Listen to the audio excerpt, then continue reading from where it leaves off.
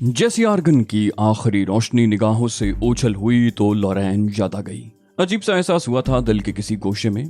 उसके लिए कोई खास तसव्वुर नहीं था, बल्कि उसकी जगानगत के अंदाज से उलझन होती थी। लेकिन उससे दूर होते हुए दिल में ख्वाहिश उभरी कि आखिरी बार उससे मिलना चाहिए था। मिस्टर हॉगन का ट्रक तारीखी नौयत का हामिल था। ठंडी हवाओं के झोंके लोरियां सुना रहे थे, और अगर ट्रक के इंजन की आवाज अफ्रीकी मौसीकी ना नशर कर रही होती तो आलूओं के बोरों पर भी नींद आ सकती थी। बहरहाल मैं सोता जागता रहा। रात के 2:15 बजे मिस्टर हॉगन ने आवाज दी तो मैं चौंक पड़ा। 3 आलूओं के बोरे और 2 शलजम के गट्ठे उतार दो। मैं बूढ़ा आदमी हूं, ये नहीं कर सकता। मैंने पलकें झपका कर देखा। कोई मोटेल था जहां मिस्टर हॉगन सब्जी सप्लाई करते होंगे। आलूओं के 3 बोरे और शलजमों के 2 गट्ठे कमर पर लाद कर मोटेल में पहुंचाए और उसके बाद आगे रवानगी हो गई। मैंने मिस्टर हॉगन से कहा, ग्रीन लॉट हम किस वक्त पहुंचेंगे? वो बोला 3:45 बजे, लेकिन तुम्हें 5 बजे से पहले फुर्सत नहीं मिल सकेगी। माफ करना, मैं बूढ़ा आदमी हूँ। मैं एक गहरी सांस लेकर खामोश हो गया। दिल ही दिल में मिस्टर हॉगन से शर्मिंदा था कि ग्रीन लॉट पहुंचकर उन्हें सख्त मायूसी होगी जब आलूओं के बोरों पर मैं मौजूद ना हूंगा। वैसे ये मावन का भेस बदलना बेकार ही रहा था। रास्ते में किसी ने टोका था ना इस ट्रक पर तवज्जो दी थी, मगर बहरहाल एहतियात जरूरी थी। 3:10 हुए थे जब मैंने वो बस्ती देख ली जहां मिस्टर जनकार्ड का फार्म था। लूसिया से मिलना जरूरी था क्योंकि उसके पास ब्लैक प्लान की फाइल मौजूद थी, वो फाइल जो मैंने जेम्स बोकर से हासिल की थी। मिस्टर हॉगन आराम से ट्रक ड्राइव कर रहे थे। मैंने अपने कपड़ों की गठड़ी संभाली और मिस्टर हॉगन को रोकने की कोई तरकीब सोचने लगा। फिर मैंने इत्मीनान से एक बड़ा सा आलू उठाकर इस तरह ऊपर उछाला कि वो विंड स्क्रीन पर पड़े, और ऐसा ही हुआ। मिस्टर हॉगन ने जबरदस्त ब्रेक लगाए थे और फिर वो दरवाजा खोलकर नीचे उतरे। उसी लम्हे में दाएं समत से नीचे कूदकर करीबी झाड़ियों की तरफ दौड़ पड़ा। मिस्टर हॉगन चंद लम्हे इधर उधर देखते रहे। आलू तारीकी में लुढ़क कर गुम हो गया था, इसलिए उनकी तवज्जो पीछे न गई और वो बड़बड़ाते हुए दोबारा स्टीयरिंग पर पहुंच गए। मैंने मुतमईन अंदाज में गर्दन हिलाई और फिर इस शानदार लिबास से निजात हासिल करने लगा। लूसिया कैलिस के फार्म में दाखिल होकर मैंने वही आरामगाह मुंतखब की जहां उसने पहली बार मुझे जगह दी थी। मेरी ख्वाबगाह खाली थी। मैं इत्मीनान से लेट कर सो गया और दूसरी सुबह उस वक्त जागा जब सूरज खूब चढ़ चुका था। आंख खुली ही थी कि लूसिया का चेहरा नजर आया। वो चोरों की तरह अंदर झांक रही थी। मैंने उसे पुकारा, हे लूसिया। वो छलांग मार कर मेरे ऊपर आ गई। बमुश्किल तमाम मैं उसे खुद पर से हटाने में कामयाब हो सका। लूसिया सरगोशी के अंदाज में बोली, बस चंद मिनट खामोश रहो, वो दफान होने वाली है। मैंने भी सरगोशी में पूछा, कौन? वो बोली, आंटी। बस तुम कुछ ही देर और रुको, मैं अभी आई। प्लीज अपनी जगह से उठने की कोशिश न करना। तवील उम्री ने उसकी समात को कोई नुकसान नहीं पहुंचाया, ठीक है? उसने मुल्तजी अंदाज में कहा और बाहर निकल गई। मैंने ठंडी सांस लेकर सोचा, दूसरी खौफनाक लड़की। 15 मिनट के बाद लूसिया अंदर आई तो उसका चेहरा फूल की तरह शगुफ्ता था। वो फिर उसी तरह छलांग लगाकर मुझ पर आ पड़ी। बोली, तुम बिल्कुल ठीक हो ना डैनी? प्रोफेसर से मुलाकात हुई? तुम्हारे काम की क्या पोजीशन रही? क्या कोई कामयाबी हुई या? उसने एक ही सांस में बहुत से सवालात पूछ डाले। मैंने एक बार फिर नरमी से उसके बोझ से निजात हासिल की और फिर तरतीब से उसके सवालात के जवाबात देने लगा। मैंने कहा, मैं बिल्कुल ठीक हूँ। प्रोफेसर फेडरिक ने तुम्हारे नाम पर मुझसे पूरा ताउन किया और मुझे अपने काम में कामयाबी हो गई है। वो बोली, अब तो तुम पर मेरा हक बनता है, समझे? वो अजीब सी निगाहों से मुझे देखती रही। उसकी आंखों की आंच मुझे पिघलाए दे रही थी। मैंने पूछा, आंटी फिरन कहाँ गई हैं? बोली, बस हफ्ते वार खरीदारी के लिए 4-5 घंटे जरूर सर्फ करेंगी। मैंने पूछा, और अंकल जनकार्ड? बोली, ग्रीन लॉट 3 दिन के बाद वापस आएंगे। तुमने वादा किया था कि अपने काम की तकमील के बाद तुम मेरी ख्वाहिश के मुताबिक मेरे पास कयाम करोगे। वादे से इनहिराफ तो नहीं करोगे? मैं ताज्जुब से उसे देखने लगा। मुझे तो ऐसा कोई वादा याद नहीं आया था, लेकिन मसलहत ने मुझे खामोश ही रखा। बोली, जवाब दो, खामोश क्यों हो गए? मैंने गहरी सांस लेकर कहा, खामोशी रजामंदी का दूसरा रूप है। वो बोली, एक कहानी सुनाऊं? यकीन करोगे? मैंने कहा, सुनाओ।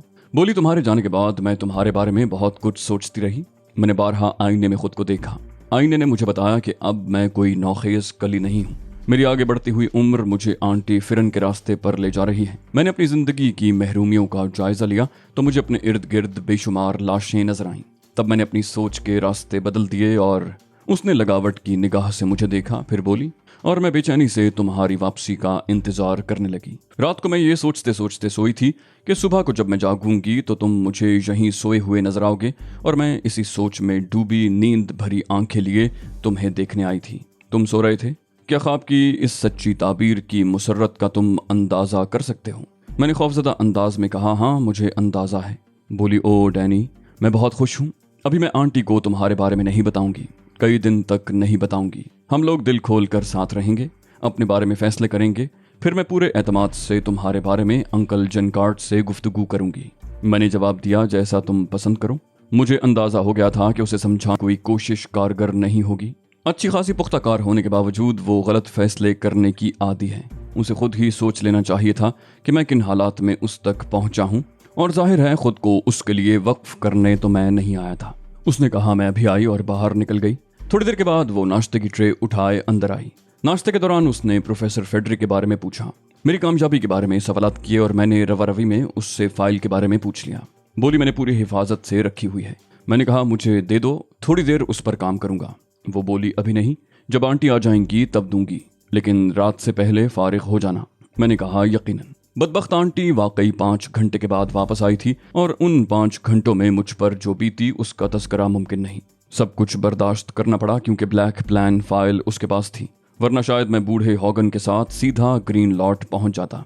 बिलाशुबा लूसिया की वजह से मुझे बेहतरीन कामयाबी हासिल हुई थी, लेकिन ये ज़ेली किरदार तो रास्ते में आते ही रहते हैं। मैं हर किरदार को अपनी कहानी का मरकज तो नहीं बना सकता। आंटी फिरन के आ जाने के बाद लूसिया चली गई थी। उसकी गैर मौजूदगी में मैं ये सोचता रहा कि मुझे किस वक्त यहाँ से निकलना चाहिए। ये वक्त बहरहाल रात का नहीं हो सकता था, क्योंकि अगर लूसिया रात को मेरे पास पहुंच गई तो मेरे लिए खासी उलझनें पैदा हो जाएंगी। बस मुझे ब्लैक प्लान फाइल का इंतजार था। कोई 20 मिनट के बाद मेरी ये मुश्किल भी हल हो गई। लूसिया फाइल लेकर मेरे पास पहुंची और कहने लगी, रात को 10 बजे तक तुम्हारी छुट्टी। आंटी, जैसा कि तुम्हें इल्म है, जल्द सोने के लिए चली जाती हैं, बस उसके बाद मैं पहुंच जाऊंगी। मैंने आहिस्ता से कहा, ठीक है, और लूसिया हंसती हुई चली गई। ब्लैक प्लान फाइल खोलकर मैंने उसका जायजा लिया। सब कुछ जूं का तूं था। लूसिया ने उसमें कोई तब्दीली नहीं की थी। उसके बाद मैं यहाँ से फरार के बारे में सोचने लगा, और फिर शाम के झुटपटे में फार्म हाउस की इमारत के अकबी हिस्से से बाहर निकल आया। लूसिया का पुरखुलूस ताउन अपनी जगह, लेकिन मैं ज्यादा वक्त यहाँ सर्फ कर भी तो नहीं सकता था। ब्लैक प्लान केस मुकम्मल हो चुका था, और अब मुझे वापस तहजीब के पास पहुंचना था।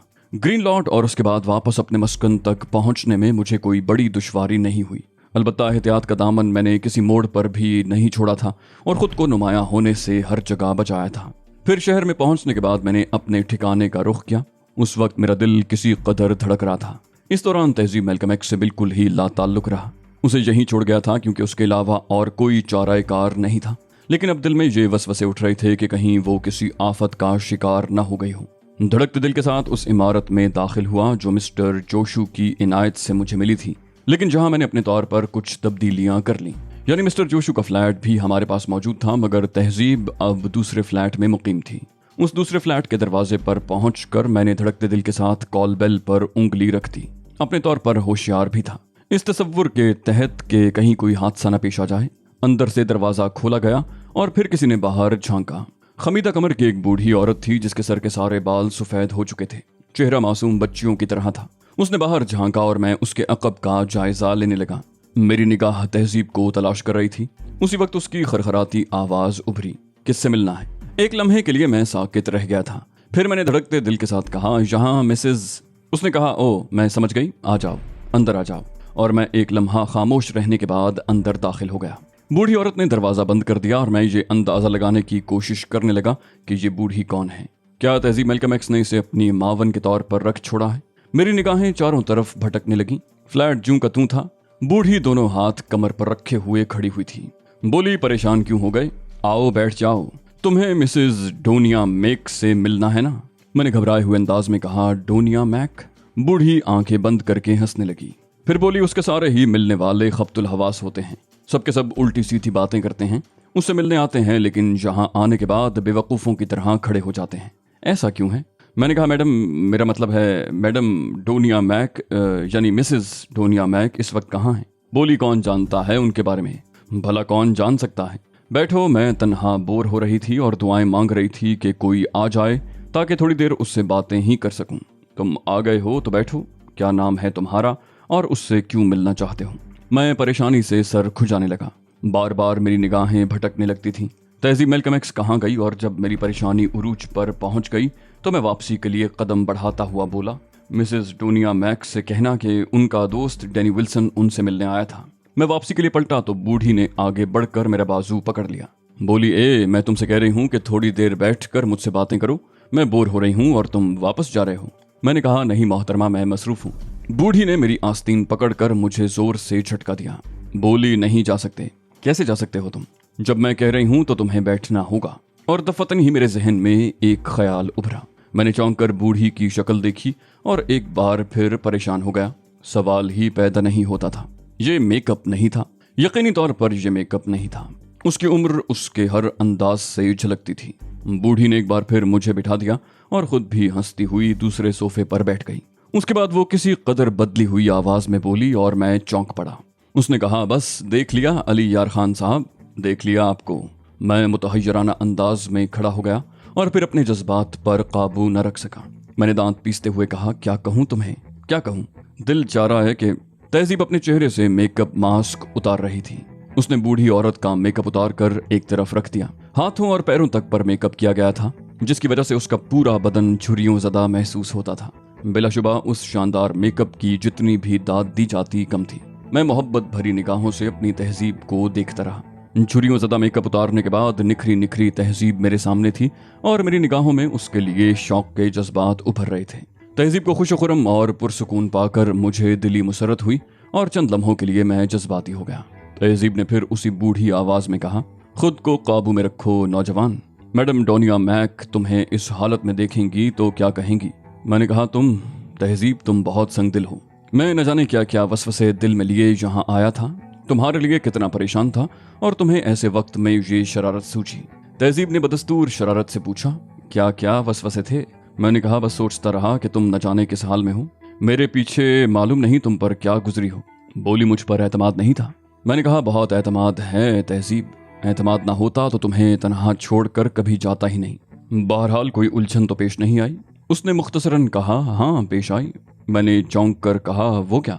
बोली, बड़ा अकेलापन महसूस हुआ। पड़ोस के बच्चे मुझे नानी कहते हैं तो यूं लगता है जैसे पैरों के नीचे से जमीन निकल गई हो।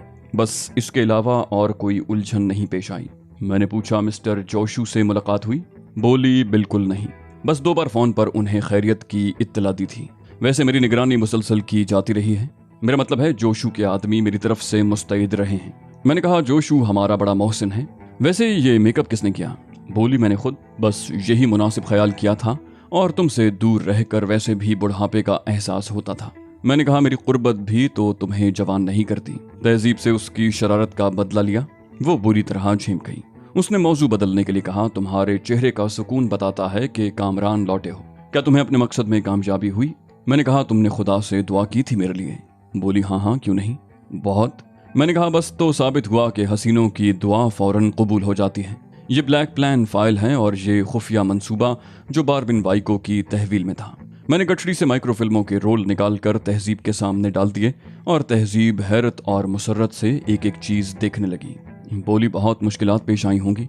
मैंने कहा, हाँ हाँ, किसी हद तक। तहजीब ने कहा, तफसील बताओ, और मैंने उसे पूरी कहानी सुना दी। तहजीब मुस्कुरा रही थी। उसने कोई तबसरा नहीं किया। फिर बोली, मैं तुम्हारे लिए खाना वगैरह तैयार कर लूं, उसके बाद बातें करेंगे। मैंने खौफजदा अंदाज में कहा, रात को?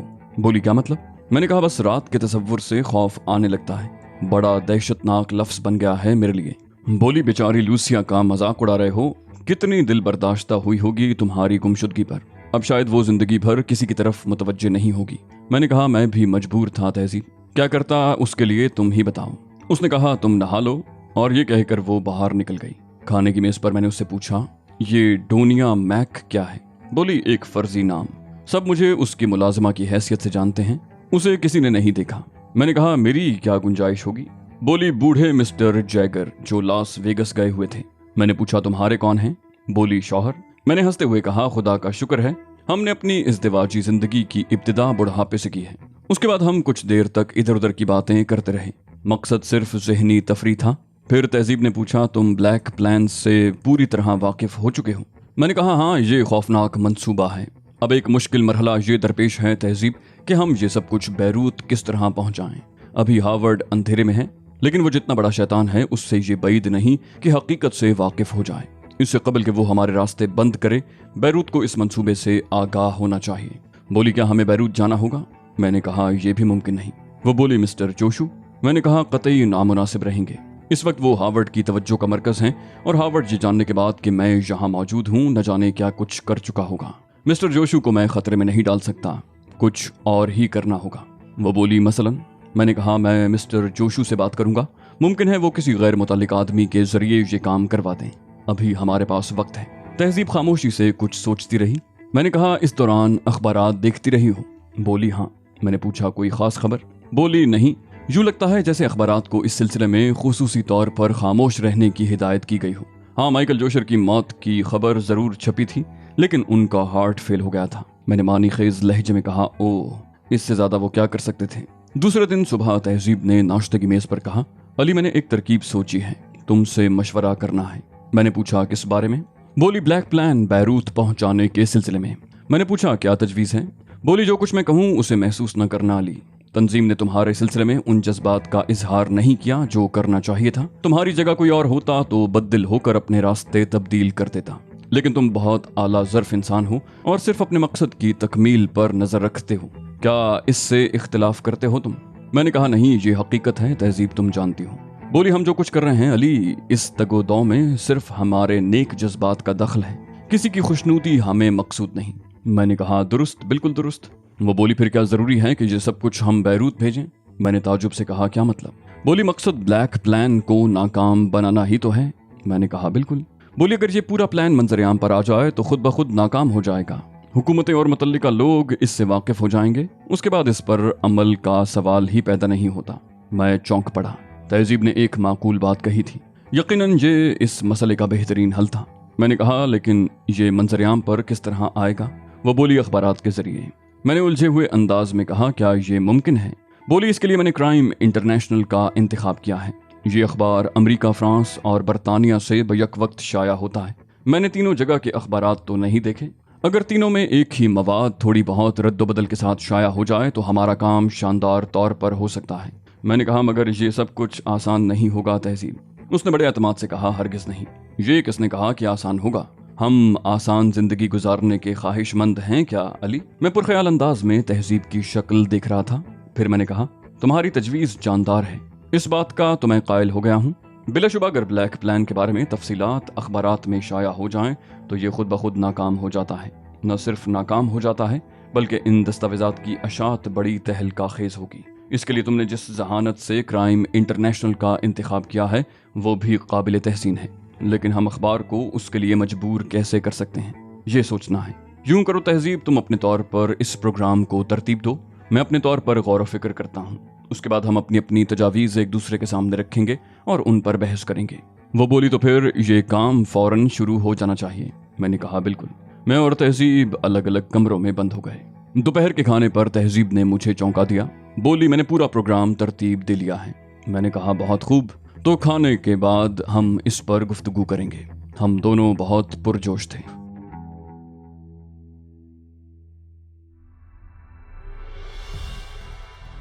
तो दोस्तों, ये थी हमारी आज की एपिसोड। उम्मीद करते हैं आपको हमारी कहानी पसंद आई होगी। आपके कमेंट्स और आपकी राय का बहुत बहुत शुक्रिया। हम कोशिश करेंगे कि आपके लिए मजीद बेहतर से बेहतर कहानियां लाते रहें। और अगर आप अपनी कोई कहानी हमारे साथ शेयर करना चाहें तो ईमेल, फेसबुक या इंस्टाग्राम के जरिए हमसे राब्ता कर सकते हैं। सबके लिंक आपको चैनल की डिस्क्रिप्शन में मिल जाएंगे। अगली किस्त में आपसे फिर मुलाकात होगी, तब तक के लिए अल्लाह हाफिज।